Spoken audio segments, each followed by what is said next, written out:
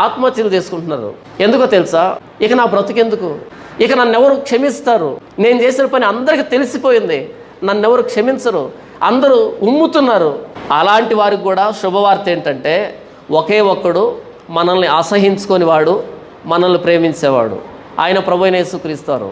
ప్రపంచం అంతా ఏకపట్టుగా ఉమ్మివేసినా సరే, నీ బ్రతుకెందుకని ఉమ్మివేసినా సరే, అని ఉమ్మినా సరే, ప్రభువైన యేసుక్రీస్తు వారి దగ్గరికి వస్తే ఆయన ఉమ్మివేయడు. ఎందుకంటే మనం చేసిన నీచమైన పనులకి ఆయన ముఖం మీద ఉమ్మి వేయించుకున్న ఆయన. కాబట్టి ఆ ఉమ్మివేత ఎలాగుంటుందో, ఆ అవమానం ఎలాగుంటుందో తెలిసిన ఆయన మనల్ని హక్కును చేర్చుకుంటాడు, మన పాపాన్ని క్షమిస్తాడు, ఆయన రక్తంతో కడుగుతాడు, మనల్ని నూతన సృష్టిగా చేస్తాడు. ఎక్కడైతే ఉమ్మివేతకు గురయ్యామో, ఎక్కడైతే అవమానానికి గురయ్యామో అక్కడి నుంచే మనల్ని హెచ్చించడం ప్రారంభిస్తాడు. అక్కడి నుంచే 10 మంది చేత మనకు గౌరవాన్ని ఇప్పిస్తాడు.